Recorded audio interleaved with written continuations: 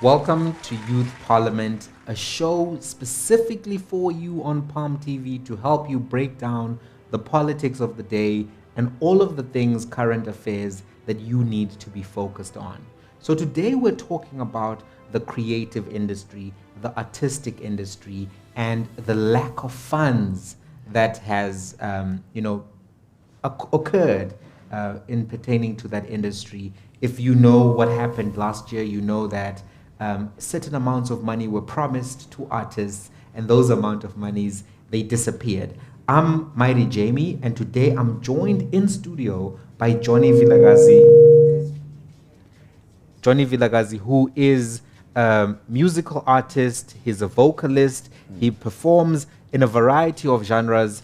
Good morning to you, Jonny. Good morning, sir, and how are you? Good. So let me just brief the viewers quickly on this fund that everyone wants to know what happened to the money and when everything was announced. My iPad is betraying me.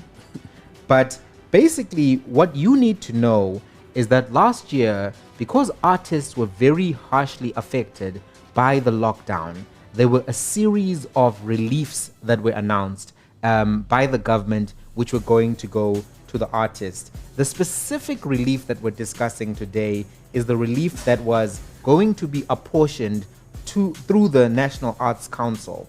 And this specific relief is known as the Presidential Employment Stimulus Program.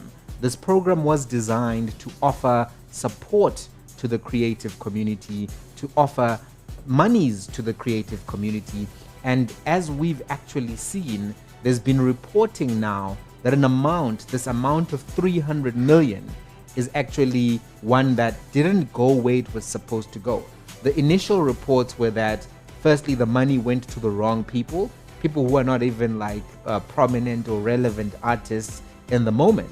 And then the minister then appeared, and then he said, and this is the Arts and Culture Minister, Natim Teto, he said the money was overcommitted, but it wasn't missing, but it was given to the right people, but it wasn't given, and they've still got the money, but they don't have the money. And as a result of all of that, they've suspended the CFO and the CEO of the National Arts Council, and they're getting to the bottom of the matter in an investigation. So we'll see what happens with the investigation if ever we get clarity on where the money is. But let me bring Jonny in now into the conversation and ask him this first question. Do you think that the creative community was supported throughout the pandemic by government? I think the support was there, but the structure was wrong. What COVID exposed was that the government has no idea on how we work. Specifically, I'm going to speak for example, as a backing singer. Yeah. They have no idea of how the structure is. So they couldn't, even though the funds were there, especially from the first wave, I'll give them that. But they didn't have a proper structure, or they couldn't give us access to the money. And I think that's where the big problem was. So were they delays? So let's go through that first process before this stimulus. What was the first program? Because I remember when we were in level 5, artists were very patient at that particular stage. But then there came a time, even when people saw artists running on the roads in KZN. And then government then tried to be a little bit more forthcoming. But take us through that early phase. What happened at the beginning?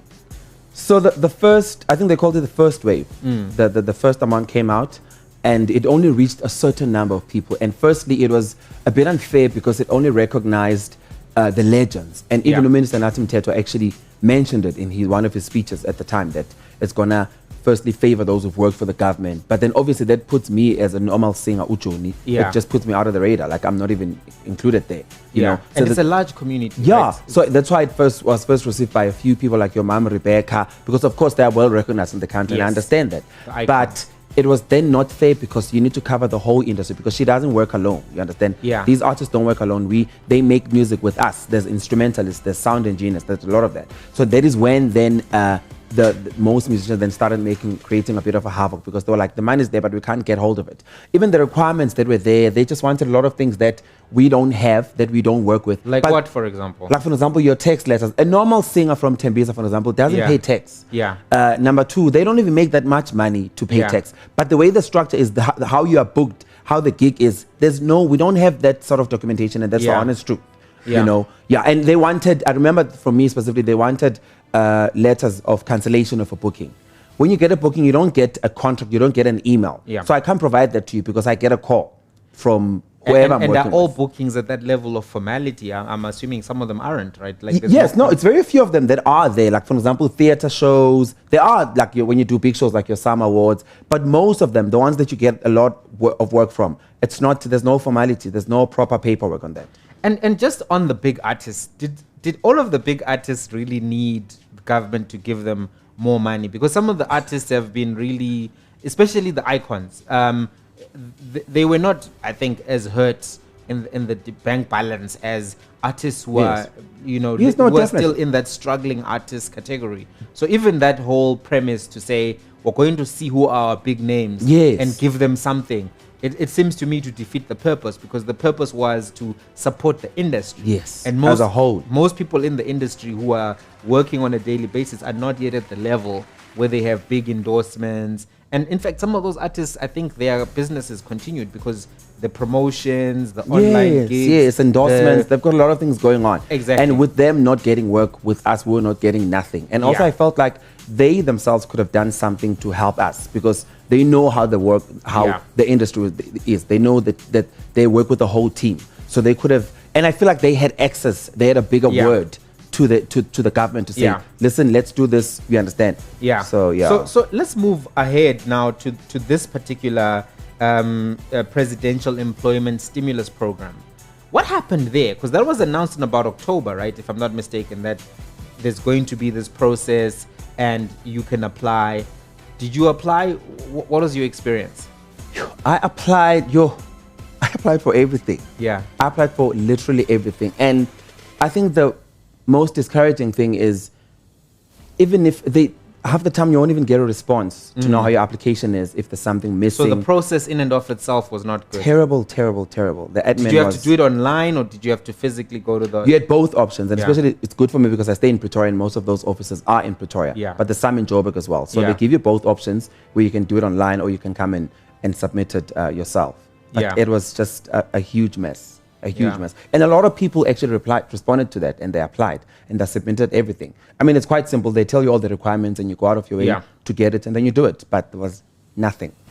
So, I mean, that's typical, though, of our government, right? That when you go through the processes, so the Yeah. advertised process is never quite the same as the lived Exactly. experience. So they'll say, you can come to Home Affairs, we'll do this. And then you get there and it's not quite the same experience.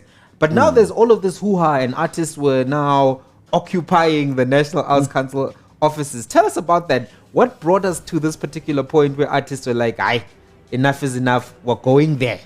You know, I think the most frustrating thing for us was that we felt like everyone was catered for. You know, your teachers, your nurses, people who have UIF, Yeah. but we don't have any of that. We don't have no union, we don't have no nothing. And I thought to myself, the one place where the government could have gone to actually avoid all of this was maybe, for example, SAMPRA and SAMPRA, which is like the biggest organization where most of us, like a majority of us, a big number of us is registered. But not once did they think to go there. And again, it goes to the structure that they have no idea or no clue on how actually things are run. Yeah. You know, so it was just that point where we're just hurtful. We're just like, it's not working. We've tried to be nice. We've tried to communicate. And we've what tried was to the do- feedback when you guys went in there and said, listen, enough is enough? You know how it is. They're going to tell you we're working on it. We'll come back to you because they're trying to calm you Yeah, guys down. exactly. But nothing happened still. Yeah. In fact, I heard them say, and I thought maybe this is a sign. I was listening to one of the people who was being interviewed, and they were saying, no, we are the new guys who've just come in. Yes. The other guys I'm getting a left lot in of that. December. Yes. And we are still trying to get to the bottom of everything. And to me, what that said was the heist has been done. And if there's money that has been transferred in a There's- strange way, There's shifts and there's a change. what then you need to worry about is that kind of a transition, because you get new guys and people then say, listen, no, there's no problem. Runa wa new, so we're going to investigate. We're going to Then it get to starts the from bottom scratch, of it. then it We're going to delays. start from scratch. Yeah. But now the money is gone, and by the time everything is cleared out, now it's a question of, can we get back that money? And an artist is going to say, no, man, I spent it on legitimate things. Here are my invoices, and it's not my fault, you guys. Exactly. You know, and they were speaking now about trying to cap people at 2.5 million, meaning that other people had gotten more than 2.5 million. And some of the artists who are being mentioned, you know, Arthur, I don't know if Arthur can really claim more than 2.5 million for financial support from the government. I mean, this is not the Nige period of time, you know. There was a time when he was really relevant and out there, and it made me wonder, you know, about the whole process. But listen, if you want to comment, if you want to participate, please, if you have a 60-second video or voice note, send it to our WhatsApp community number. It's on the screen, 068-051-5462. So participate, get involved. We want to hear from you. This conversation is particularly important. In fact, one could even say, even before we speak more about this money issue, do you feel that artists are really respected in South Africa? No, definitely not. How's been your experience telling people that this is what you've chosen to do? Number one, no one will take it as a career. It's a hobby. Yeah. Which is why, like I'm saying, they don't see that your efforts. No, it's just like you're doing music. Oh my God, like what do you think? You so know? They think you just wake up and you start singing. This guy we're cool. So it's not it's not regarded as a proper job. They don't see the process, the rehearsals, and all of that. And what would you say to people when given platform like now? What would you say to people around how they need to view the artistic community? Because they're expecting you to, you know, have the same effort. And people need to understand the magnitude and the amount of work that goes into this, you know. And it's a big part of our life, you know. And I feel like people ignore that. You know, they want the good music, but they don't want to take it. Yeah. What is it like to work as a backup singer or in the background there? How do you get those gigs? How does it normally work? No, you're as good as your last gig. Reputation is everything. Yeah. And that's why you must just always be on your A game. But it's word of mouth. It's a tough industry, I won't lie to you. Yeah. But the longer you do it, the better you get to understand it, and you try and make it your own, you try and maneuver it. Yeah. But like I'm saying, your character is bigger than your talent. So kuna my auditions and everything like that. Yeah, there's things like that as well. And is it like put in one place? And last year when people were was there even a market for backup vocals last year? How was it working? There always is. It just depends on whatever production we talking about. But there always is a market for and were you BVs. guys also trying to work from home, tenga my mic and all of that? It was. And you see, it's like it was something new and people were expecting us to just jump into it and roll with it. And it's like it's weird for us. It's weird, all these online things. It's very weird because we feed from the audience. You need, you understand, I need to be in front of people, and that then and it's even more from natural. each other when you're performing. Exactly. Right? Well, we've got a comment here from WhatsApp from Mbali. Mbali says, I've been an artist for more than 10 years and I applied, but I did not get the funding. This is a heist, nothing else. Do you know anybody who got the funding? I know a few people who got the first wave. Yeah. But there was also just something very mysterious about it, because they would first decline you and then they would give you an email address, or they'll give you an option to appeal. And then when you appeal, when you cause the whole hoo-ha, send emails to, for example, Maschaba, and then you'll get the attention, and then you get the money. Then I'm just like, but I've sent the same application that I did earlier, so why am I getting it now? So it's just like they're trying to keep you quiet. Or just to suss out, you know, like, no, abantu bazoroba. Yes. Let's problem lo. Exactly. I don't think that should be the approach, though, right? It should not be. In fact, how have artists been registered? Because I've heard from the National Arts Council that there's over 1 million people in the sector. But surely they should have everyone on the database so that these issues are not a problem, because they get money periodically anyway. Yeah, and you see, that's where they should get from SAMPRA and SAMBRO, because that's where we all register. And just explain to the viewers which entities those are. And how it works is, for example, it's the South African Musical Organization. It's down in Braamfontein. So even if, for example, as a normal BV from Elokshin is not registered there, but for example, if you've done an album with, say, for example, Judith Sipuma, Judith has all the people that she's worked with registered under the organization. Hence, I said, if the government goes there, we're going to catch a bigger amount of the net was going to be thrown in a bigger portion. Exactly. So with SAMBRO and with SAMPRA, that's where we all registered, and that's where we all get our royalties and for needle time. So you didn't feel like there was a serious process to take through this money to the it was not properly done. Like I'm saying, it was done by people who were clueless. You know, they had no idea how to reach us. But this is artists. Why is it that now artists are getting in the way of artists getting the relief that taxpayers are funding? Because it's not, government doesn't have money. And I think it's always important for people to understand that. Government doesn't have money. Money is from taxpayers. Yes. It comes from VAT. From it the comes people. from, excise levies and duties. It comes from all kinds of taxes, income tax, etc. So this is money that the taxpayer was trying to provide through government to artists. So now government then becomes an obstacle to the element of result, because art is very important to a nation. It's that those cultural elements, I think we underestimate their value in society, because if a humanity does not have a culture, that humanity is no different from animals. We need to actually enrich our minds, enrich our understanding of things. And that's what artists help us to do, to understand our moment, to understand our surroundings, to transcend the moment and the reality. And it's so important. Other governments take a lot of time to make sure that artists are taken care of. And also their production companies and all of the infrastructure. Because now with digital, there's also that digital ecosystem. So it's not just you singing now. It's your camera crew, it's your editors. So it's actually expanded as an industry instead of shrinking. So we're going to be talking to Brenda Mtambo after the break. But I'm just curious now that all of this has happened. Do you think that you are satisfied with the moves that have been made in respect to the suspensions, in respect to this investigation that Nat is going to undertake to try to find this 300 million? Are you happy? Are you satisfied? No, far from it. Definitely not satisfied. And I think half of us, or if not most of us, know that it's most probably not going to end anywhere. We're not going to get anything positive. But I think it's definitely created a shift and a move that it's going to make our lives much better. All right. Yeah. So we're going to go to an ad break now. Catch us in the second round. We're talking to Brenda Mtambo, and we're going to continue this conversation asking, where is the artist's money? What's with the bottle? Shoot the other day about Ingolosiao. Boom, purely one, but that's something I've never seen before. Okay, right, starts walking. It's following the signs. Yo. Maga figure out since man, they've been waiting for him.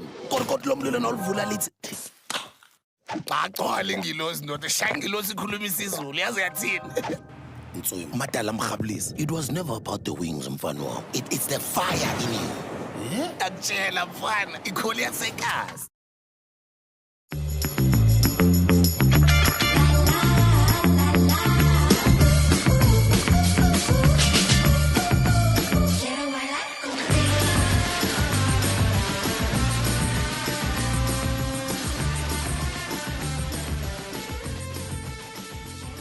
Previously on the Youth Parliament.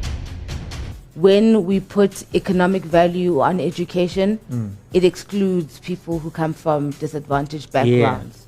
So that alone is an injustice for everybody. But even if you extrapolate it further, would they be able to spot Biko today? Right, because there's a Biko in those crowds that the police are eating. Did they give you reasons why they cut the funding? Yes. At first, they did not want to give me a reason, and they were, if I may say, I can say they were beating around the bush, but they ended up giving me a reason that my mother is earning a... Keep up with your social media politics as Mzansi Youth unpacks the hottest issues that affect them. Catch all these heated conversations every Wednesday at 11 a.m. at the Youth Parliament. A parliament that matters. Palm TV, your #1 social media TV network. Welcome back to Palm TV. You are watching Youth Parliament. We're joined by Usisu Brenda Mtambo now to continue this conversation around the missing monies from the National Arts Council and the presidential stimulus. Hello, Sis Brenda, unjani? Ngiyaphila, Jonny. No, ngiyaphila. Please tell us about your experiences as an artist with applying for funding from government and what your thoughts are on the current moment. Oh, okay. I don't even know where to begin because this process started in 2020. where artists were promised money, they had to apply, they had to submit all the documents, which I feel a lot did that. A lot of artists did that application and all the things that they were required. But what they received was not what they were promised, I think, for me as well, me included. So I feel like the process of application and the process of payment was not handled correctly or handled well, in my own opinion, because if you request that I submit all my documents, my invoices, my contracts that I had, and then I submit them, and then still you don't pay me the money that is due to me, then there's no need for me to submit all those documents. So I think my experience was that recently the other fund that was supposed to be given out, I remember I only received one email that said we've received your email, but after that there was nothing really constructive that came out of it. So I feel like the whole process was not handled in a manner that is putting artists as a priority, or as considering artists as people who contribute in this economy. Do you know anybody who benefited in a way that is different from yours, or has this been a common experience across the industry? I think there were a lot of names that were circulating, amongst social media of people who got the money. But the matter of fact is that there is not one person on that list that I saw that got more than 20,000 rand of the fund. So that's all I know. I didn't really put my mind into it. I didn't want to rely on it. I didn't want to really stress myself out about it, because COVID-19 has been a stress on its own. So I just didn't want the pressure. So I just let it go. Yeah, it's quite interesting because I think that there was a lot of discussion around that amount of money, 20,000, 25,000. And already there was a discussion that it's not enough, Jonny. Yes. And I'm just going to move to Jonny now. Sis Brenda, you're going to listen to him. Is that kind of an amount really doesn't cater for the business of music, and also for the living cost of an artist, especially because artists don't get like a monthly paycheck. So that gig to gig situation really needs to be catered for. And I think especially like Brenda said, at that time when the money came, the 20,000 when it was promised, already it was after some time when we had gone without work. Yeah. So already people were in deep debt. There's a lot of artists that actually left Gauteng and went back home, and people left their jobs. It was really, really a sad time. Yeah. So when it actually came out, maybe there's a few that, like you're saying, there's a few names that were circulating who maybe got 20,000. Yeah. But most of us, then there's people who got like 4,000 rand, 6,000 rand, 10,000 rand. So we were like, so how are they gauging it? Because according to Mr. Nati, it was supposed to be 20,000 to everyone.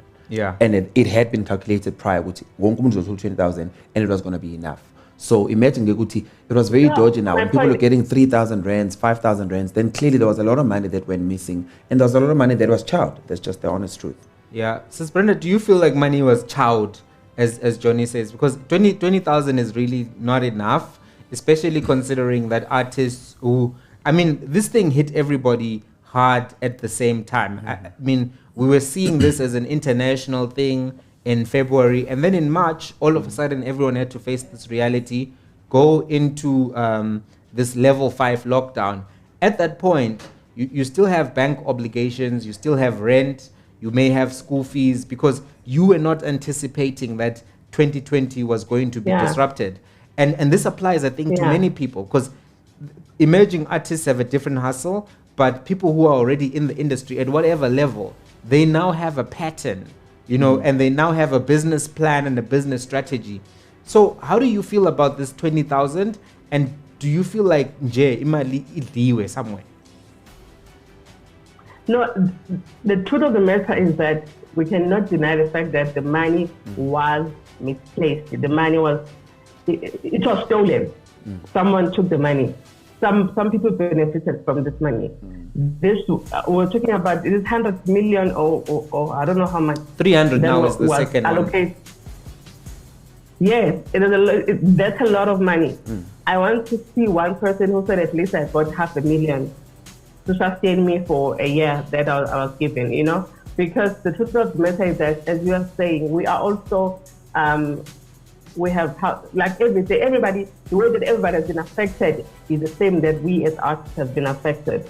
So 20,000 rand per year, what is that? Like, honestly speaking, who can survive on 20,000 per year? I'm not in any way, putting anyone down, but I'm just saying 20,000, to give someone 20,000 per year, and now we're in 2021, and then you're expecting them to survive on that.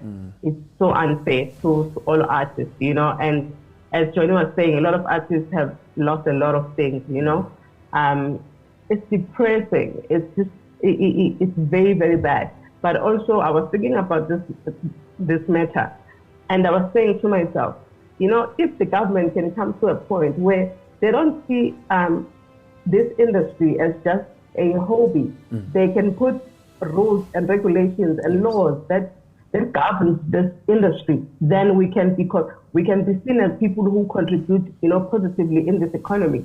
But until then we're just seen as entertainers that we're both, until that is done, until there's a regulation, there are laws that abide us as artists, that protect us as artists, then I don't know, like, we're still going to be talking about the same thing in the near future. So, I'm just thinking about this theme of professionalism, because I think to explain to everybody is that our understanding of artists is kind of warped, because we think of people like Benzi Hopi, like it's high school where you just sing in the school choir or whatever, but this is professional work.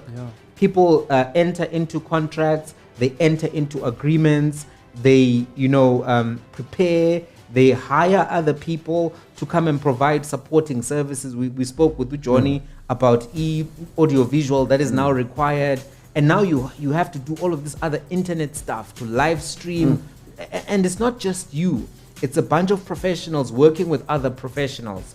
So when we think of artists as professionals, I think we realign ourselves, and we mustn't just think that Trevor is the only professional, or Black Coffee is the only professional, or Casper is the only professional, because then we make the mistake of thinking that only the biggest icons in an industry are the ones who work in that industry. Everyone else, but that's not the way that art is consumed. I have friends, in a lot of places. In London, they are paying their artists every month. Everyone who's an artist is getting paid every month, because there are laws that are followed there. The problem is that with us, and this corruption that is happening in our country, it's a lot of things to fix, honestly. Like, we are seen as just an ice, like a little bit, like we are not even seen as nothing, honestly. Like, I don't think we are being considered as an industry, as you are saying. I just feel like we have a long way to go. It's a matter of us as artists understanding other ways of getting income, of receiving income, multiple streams of income. Like, that's what I've been talking with some of my friends, that we need to do a lot of other things that are not just in the music, because if you focus mainly on the music, then you're having like a big problem. But for me that's frustrating, because when I look at the South African musical scene, this is a scene with a big market, but it's not just the music, even the other genres. We've got a large market here, and now we're falling behind the global peers and the continental peers, because we're seeing a lot of movement from Nigeria. They're now even using Amapiano in some of their stuff, right? And now when people are thinking about Amapiano, it's not just South Africa that they're thinking about. They're also thinking about the sound from Nigeria, the sound from Ghana. And you would expect that we support our artists a little bit more. We've got a comment here from Uakona on Facebook who says that it makes sense that Arthur benefited. We all know he's affiliated to the ANC, and it's a pity that the artists have to suffer in the process. So I think that's a powerful comment, and I don't want to take you guys there just because I know what it's like. Someone was saying, Pam TV. you were twerking for South Africa. So we won't go there. But I wanted to say that when we look at the South African musical industry, for example, we've got so much potential to also now be getting mentioned with Bo Wizkid, Bo Yeah. Davido, Bo Burna Boy, but because of the lack of support, because sometimes you can't go global on a low budget. Yeah. There needs to be production You quality. can't. There needs Yeah. to be visuals. You need some of these guys are making songs now with digital cartoons, and if you're trying to get a guy to do cartoons for you for your song, he's gonna charge you, and it's not gonna be a little money. Yeah. So for you to create a world-class It's a lot. product now, you need support, and we're just not supporting our artists. I don't know, Jonny, how do you feel about that? Yo, totally. Yes, going back to what Brenda just said, I went with a production to Scotland in 2014, and when I got there, the entertainment industry is just on another level. People Yeah. have salaries, Yeah. they have benefits, they have medical aid. You need that. It's a whole new world. It's like Yeah. Tina, we're just joking here. Like someone who does like a puppet show. It's not even that big in our country, but they comedians, singers, people just sing at a club. You know, someone who does half the work that I do as a backing vocal, gets a lot of money. It's like a stable job. They've got a house. They're married. They've got cars. We struggle to get those things here. We even struggle to get a car, to buy a car. Yeah, I think it's two things really. One is this lack of infrastructural support from a legislative background that Sis Brenda was talking about. But the other, I think, is the attitude that we've generally had, totally. because we either think artists are making a lot of money or we don't take them seriously. Yeah. You know, and there's no real understanding around the value of. It's so funny because we watch soapies every day. We're listening to this piano 24/7. Yes. We're consuming the art. But when it's now time to pay the artists, now we start making up stories and stuff like that. So it's so regrettable because it needs to be like what you're saying. It needs to have the support that has been received in the UK, in America, because you know, South Africa is not Togo, right? There was money that was allocated. 300 million is not a little bit of money. It's a lot of if money. it was being directed to the artists. The problem also is I'm sorry to cut No, you go off. in, go in, The problem starts when you take the money to people, to certain people, and then you align those people to be the one paying the artist. On what grounds do you decide to take a certain amount of money and say, I'm giving to this person? This person is liable to pay the artist. On what grounds? Don't you have enough infrastructure in the department that can facilitate this kind of payment? Don't you have, maybe you need to employ people. Maybe that's where the employment comes in. You need to get more people to work in your department. Yeah. Because if you're going to take money and give it into any organization that you give, like, let's say 10 million, is going to first consider themselves before any other person. Yes. So that is what, just, you know, I was so confused about that. You wouldn't just give 10 million to Brenda. Brenda, I'm giving you the 10 million I want you to give to artists. Why? Yeah. Exactly. I think Why? that's a very powerful question, and there needs to be more direct engagement with artists. There needs to be more formalization of, you know, the channels of communicating with artists. I think that you are raising a very valid point that is simply not sufficient for them to trust other people who are artists to give other artists money when they should have been directly speaking to artists, because they know the genres, they know the different forms of art, whether it's visual, whether it's performative. The emails were sent directly to the department. My issue is then when it's now payment time, then you getting calls by a lot of. Let me share my experience. Go ahead. I received 2 calls. The first call was saying that I was approved for the fund. The second one was saying, "Oh, sorry, please don't consider the call. It was a mistake. We should processing your Oh my and God. on the same breath, and I was like, that is so bizarre to me. I was like, how do you run this thing? Like, so I'm approved, I'm not approved. What's going on? Yeah. And then I was approved. I got the 20,000 that I got after months. You know, the truth of the matter is this. It's something I tell artists all the time if I get time to talk to them. Is that we need to create structures within our own, you know, ourselves, structures that are supporting us, structures that will empower us, structures that are not affiliated with anyone politically. Yeah, thanks so much, Sis Brenda. I think we're going to leave it there. I think you also experience what students experience all the time. You're approved, you're disapproved, you're approved, and then you're given less than what was advertised. So we could go on this topic, but thanks so much for joining us. This has been an episode of Youth Parliament on Palm TV.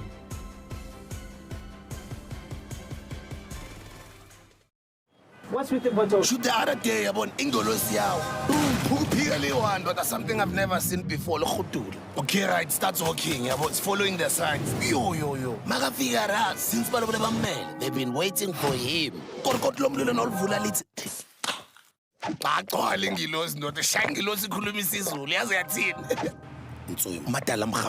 was never about the wings, Mfanwa. It's the fire in you. Angela, fun. Ikolia sekas.